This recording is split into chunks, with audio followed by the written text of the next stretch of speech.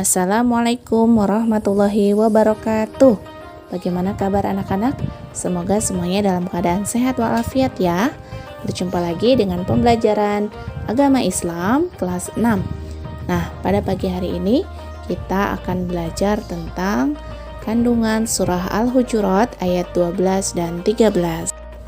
Surat Al-Hujurat terdiri dari 18 ayat, diturunkan setelah surat Al-Mujadalah.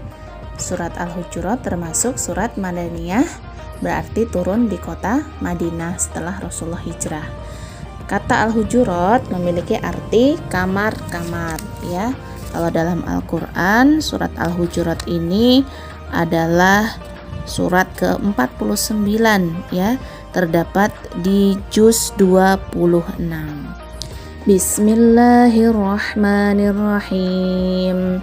Ya ayyuhalladzina amanu jtanibu katsiran minadh-dhonn inna ba'dadh-dhonni ithmun wa la tajassasu wa la yaghtab ba'dukum ba'da ayuhibbu ahadukum an ya'kula lahma akhihi maytan fakarihtumuh wattaqullaha innallaha tawwabur rahim. Artinya, hai orang-orang yang beriman, jauhilah kebanyakan prasangka, kecurigaan, karena sebagian prasangka itu dosa, dan janganlah mencari-cari keburukan orang, dan janganlah menggunjing satu sama lain. Adakah seseorang di antara kamu yang suka memakan daging saudaranya yang sudah mati? Maka tentulah kamu merasa jijik kepadanya, dan bertakwalah kepada Allah, sungguh Allah Maha Penerima Taubat, Maha Penyayang. Nah, kandungan surat Al-Hujurat ayat 12 ini anak-anak, Allah memerintahkan, memperingatkan kepada kita bahwa kita dilarang ya, jangan berprasangka buruk terhadap orang lain, karena berprasangka buruk itu adalah perbuatan dosa besar ya. Yang kedua, kita tidak boleh mencari-cari kesalahan orang lain atau bergunjing, karena orang yang suka bergunjing itu diibaratkan seperti orang yang memakan daging saudaranya ya. Apakah kalian kelak di akhirat mau memakan daging saudaranya ya? Nah, kalau tidak mau maka jangan suka berprasangka buruk, jangan suka mencari-cari kesalahan orang lain, jangan suka membicarakan orang lain. Nah, yang ketiga, jika kita sudah berbuat salah atau dosa, maka segeralah bertaubat dan bertakwa kepada Allah, karena Allah adalah Maha Pengampun lagi Maha Penyayang. Surat Al-Hujurat ayat 13. Bismillahirrahmanirrahim.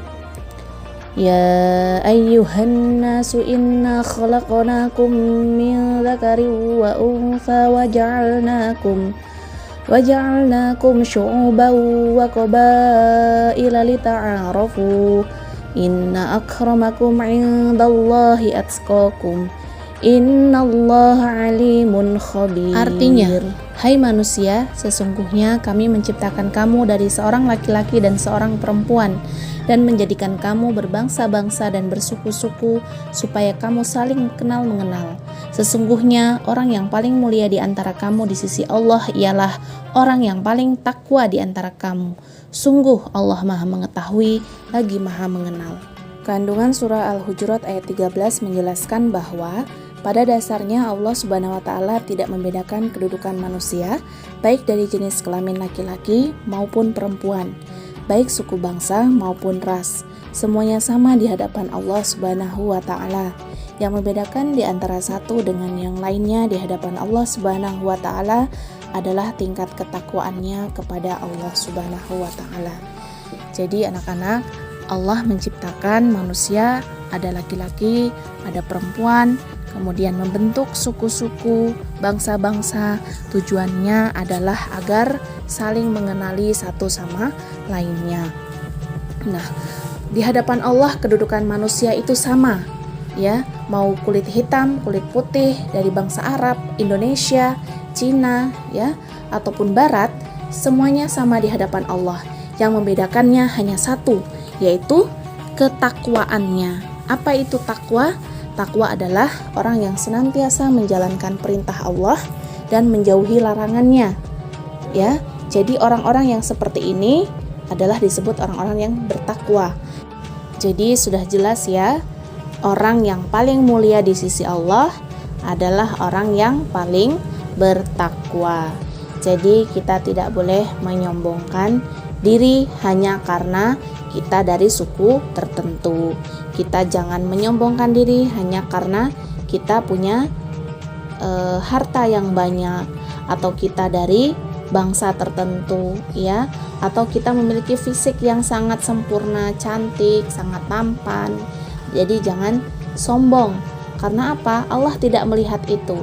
Yang Allah lihat adalah ketakwaan kita, sejauh mana kita melaksanakan perintahnya dan menjauhi segala larangannya. Sudah menyimak penjelasan Bu Guru, semoga bisa dipahami ya.